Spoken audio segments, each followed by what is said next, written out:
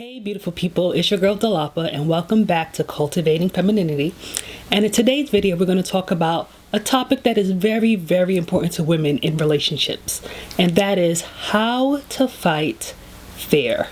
Now I don't know about you, but this is something that I've had to learn and that I'm constantly improving on, because conflict is inevitable in any relationship, and how we handle it can determine if we grow closer together or if we drift apart.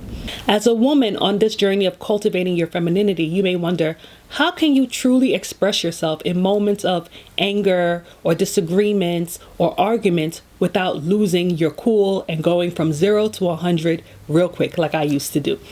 I've learned a lot of tips and tricks that I want to share with you in the hopes that it will be helpful for you as well. And these tricks have helped me and my husband a lot in resolving our conflict in healthy and respectful ways. So if you're interested, stick around. Number 1, the first step in knowing how to fight fair is to acknowledge that you don't.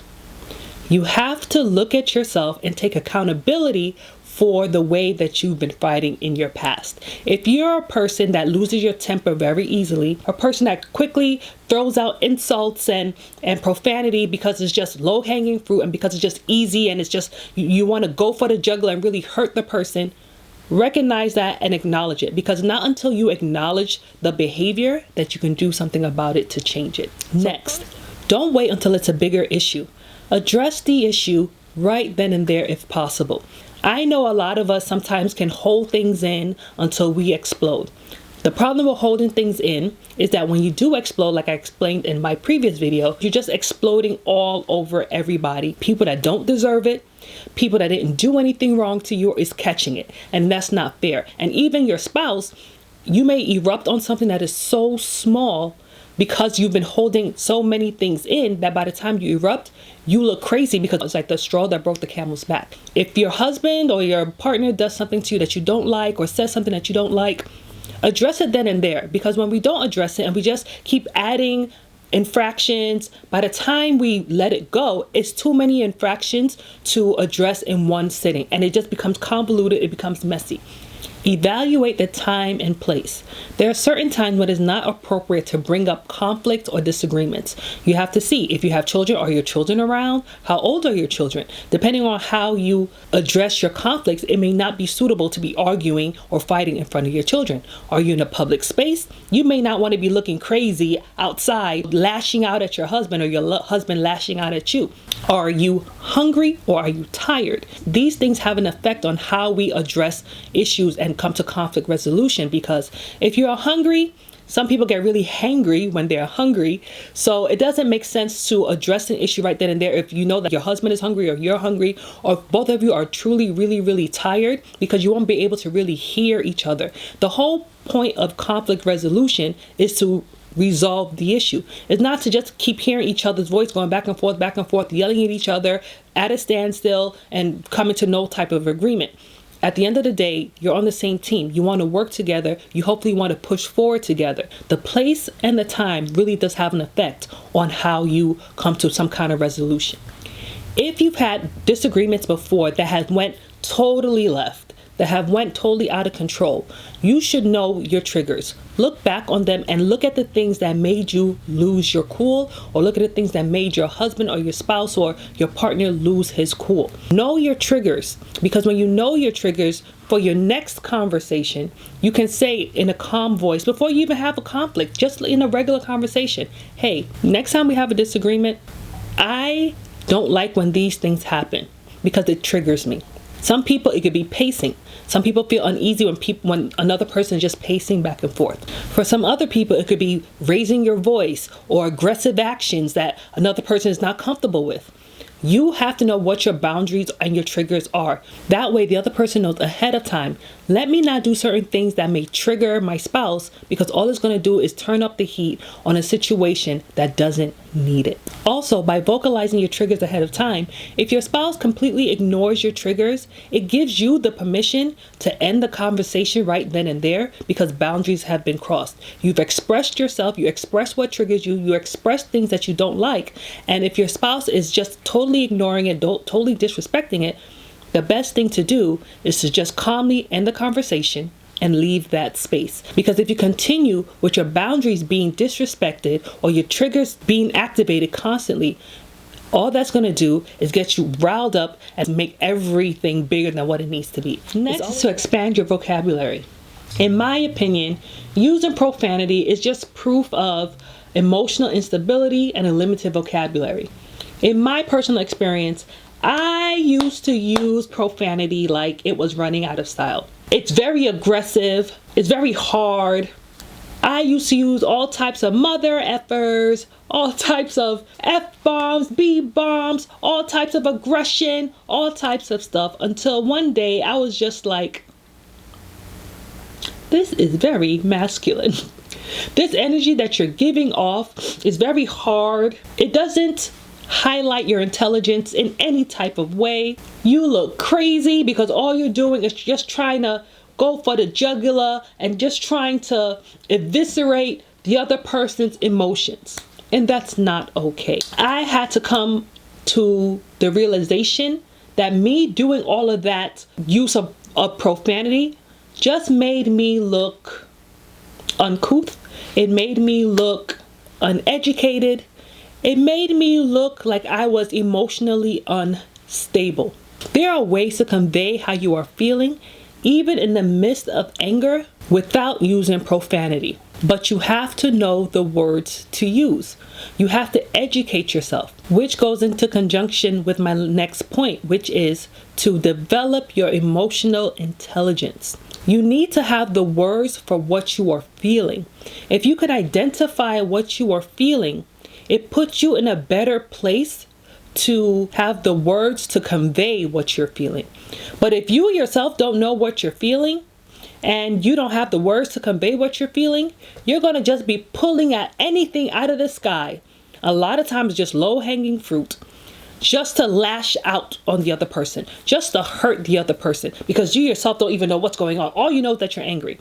But a lot of times what I've learned in therapy is that anger seems like such a big emotion, but there's usually something under anger that's provoking the anger, that makes the anger more like a storm. But usually at the root of the anger could be hurt. It could be some kind of pain. It could be jealousy. You have to identify why you're behaving the way that you're behaving so that you can then verbalize what you're feeling. If you're feeling hurt, you can easily say, hey, when you said that to me last night, it really hurt my feelings. This is how it made me feel. In that situation, it's a lot better than to just be lashing out and you're looking crazy. You're coming off with very aggressive masculine behavior. No, there's still ways to convey your anger or your upsetness in a way that doesn't take you out of who you want to be and who you currently are. We're all striving to be better versions of ourselves. And you don't want to keep putting yourself in situations where you keep going back to your baser instinct. The strategies and tips that I'm giving is so that in the moment we can recognize what we're feeling and do something about it. But if you don't give yourself the space to recognize your feelings and to develop your emotional intelligence, it's going to be very difficult to fight fear. Next is to listen more than you speak. Active listening is key. A lot of times we think we are mind readers. A lot of times we think that we know what our spouse is saying or our husbands or our boyfriends are saying before they even finish the sentence. If your husband or your boyfriend is expressing something to you, let him finish his sentence. Don't cut him off. Don't be in a rush to say what you have to say so that he can hear you. You should also listen as well. Take a step back. Take deep breaths if you have to, because sometimes he may be saying things that you may not like. He may be saying stuff about you that you may not even agree with. But allow him to finish what he is saying. And then after he finishes what he is saying, repeat back to him what you think you heard. Because sometimes, I realize as women, sometimes what we think we heard is not actually what your husband or your boyfriend said. Because sometimes we get caught up in our emotions, and sometimes we add sprinkles of our emotions on top of what we think he said to come up with something completely different. Repeat after him. and say, oh, so you're saying that you don't like it when I do A, B, and C. And he might say, that was not what I said. I said blah, blah, blah, blah, blah. So it's very important, because you can be arguing a point that doesn't even need arguing because you made it up in your head. You could be arguing a point that he didn't even say. So it's very important for both sides actually to repeat after the other person so that both people can be clear as to what we're even talking about. Active listening can save so much time and so much unnecessary arguments. Next is to focus on the issue, not on the person, which means no name calling. Do not call each other out of your name. I know it can be very easy. I'm not even going to sit here and lie to you, because when I used to get upset, like I said in my previous videos, I was not the easiest person to deal with, okay? I would go for low-hanging fruit. I would go back to my baser instincts, go to fight or flight, and I would say whatever I wanted to say to hurt you, to maim you, because to me it was like, oh, I feel attacked, so if I feel attacked, it means I have to defend myself by any means necessary, okay? But I realized that that is not a good way to resolve conflict, because for me, my husband doesn't call me out of my name. Since we've been boyfriend and girlfriend, he's never once called me the B word. He's never called me anything outside of my name. Even no matter how upset he gets, he has a lot of self-control in terms of walking away and whatever he needs to do to go cool himself down. Me, on the other hand, I'm sharing this with you in hopes that it can help you. Okay, so I'm sharing a lot of my vulnerabilities here because I feel like I can share this with you because I no longer do these things. But me, on the other hand, I would call all types of names. I would be so mean. I would be so nasty that we even forget what we were originally even fighting about or arguing about. And now it's all about, why did you call me that? Why did you say that? Now you're getting out of line. Why you want to disrespect me? All these kind of things. And it really makes you wrong automatically. So it's like whatever you were talking about before, once you call a person out of their name, even if you were right before, it automatically makes you wrong. You negate your whole argument once you start calling the other person out of their name.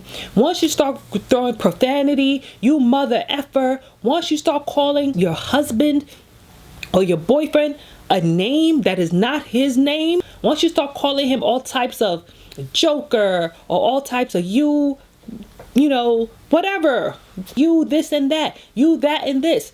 Once you do that, you've lost all credibility. Take deep breaths if necessary to keep a cool head so you don't just say things just to say things, because sometimes you say things and it could be so hurtful that you cannot take those things back, and that's when you look like the crazy one. That's when you have to come back with your tail between your legs and apologize, even if he was wrong initially. But because you went above and beyond and you went overboard by calling him names that is not his name, by calling him things that are so hurtful and so disrespectful, now you have to come crawling back with your tail between your legs and apologize.